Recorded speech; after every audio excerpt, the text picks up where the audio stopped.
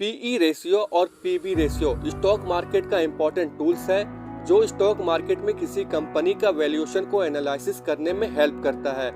PE ratio price to earning ratio होता है जिससे आप कंपनी की अर्निंग के अनुसार उसके स्टॉक की प्राइस को समझ सकते हैं, जबकि PB ratio price to book ratio होता है जिससे आप कंपनी का रियल वैल्यूएशन के हिसाब से शेयर प्राइस को समझ सकते हैं। आज हम इन दोनों पीई रेशियो और पीबी रेशियो के बारे में फुल डिटेल्स के साथ जानेंगे, तो वीडियो एंड तक देखिएगा। चलिए वीडियो को स्टार्ट करते हैं। सबसे पहले बात करते हैं पीई रेशियो के बारे में।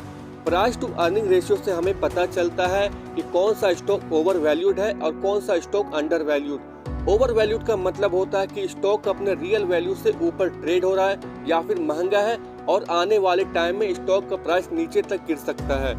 जबकि अंडर वैल्यू का मतलब होता है कि स्टॉक अपने रियल प्राइस से नीचे ट्रेड हो रहा है यानी सस्ता है और आने वाले टाइम में इसकी कीमत ऊपर तक जा सकता है। पीई रेशियो का फॉर्मूला होता है मार्केट प्राइस पर share divided by earning per share. Example के लिए XYZ की कंपनी का शेयर प्राइस 200 रुपए है और अर्निंग पर शेयर 20 रुपए है, तो पीई रेशियो होगा 200 डिवाइडेड बाय 20 यानी 10।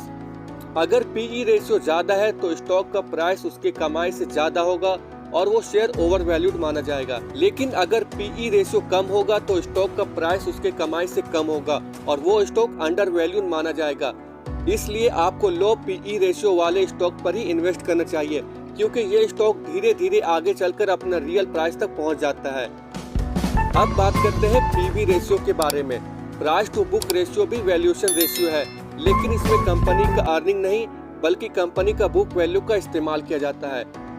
बुक वैल्यू का मतलब कंपनी के अकाउंट्स के हिसाब से उसके लायबिलिटीज के घटाने के बाद कंपनी के पास जितने एसेट बचते हैं।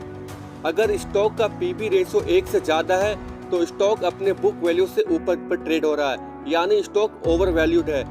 लेकिन अगर स्टॉक का पीबी रेशियो 1 से कम है तो स्टॉक अपने बुक वैल्यू से नीचे ट्रेड हो रहा है यानी स्टॉक अंडर वैल्यूड है और अपने रियल प्राइस से कम पर मिल रहा है। अगर किसी कंपनी का बुक वैल्यू 1 से कम है तो इसका मतलब है कि अगर आज कंपनी अपने सभी एसेट्स को बाजार में बेचने जाए तो कंपनी अपने बुक वैल्यू से ज्यादा पर बेच पाएगी। इसलिए इन्वेस्टर हमेशा कम पीबी रेशियो वाले स्टॉक पर ही इन्वेस्ट करते हैं। पीबी रेशियो का फॉर्मूला होता है मार्केट प्राइस पर stock divided by book value पर शेयर। फॉर एग्जाम्पल हम मानते हैं कि ABC कंपनी का एक शेयर की कीमत 100 रुपए है और इसका बुक वैल्यू 60 रुपए है, तो इसका पीबी रेशियो होगा 100 डिवाइडेड बाय 60 इक्वल टू 1.66।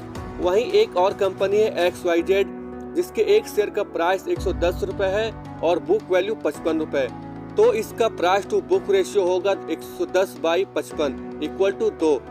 इससे यहाँ पता चलता है कि कंपनी XYZ का पीबी रेशियो ज्यादा है यानी शेयर प्राइस ओवर वैल्यूड है। तो अगर आप इस स्टॉक को खरीदते हैं तो आपको इस कंपनी का बुक वैल्यू के हिसाब से ज्यादा पैसा देना पड़ेगा। लेकिन वहीं ABC कंपनी का पीबी रेशियो कम है, इसका मतलब कंपनी ABC अंडर वैल्यूड है और इसे खरीदा जा सकता है। अब आते हैं कंक्लूजन पर। तो दोस्तों, पीई रेशियो और पीबी रेशियो दोनों स्टॉक मार्केट का फंडामेंटल्स रेशियो है और दोनों ही अलग अलग मैसेज और अलग अलग इंडिकेटर देते हैं। तो उम्मीद करता हूँ आपको पीई रेशियो और पीबी रेशियो के बारे में समझ में आया होगा। वीडियो अच्छा लगा तो प्लीज़ लाइक करें, कमेंट करें और चैनल को जरूर से जरूर सब्सक्राइब करें।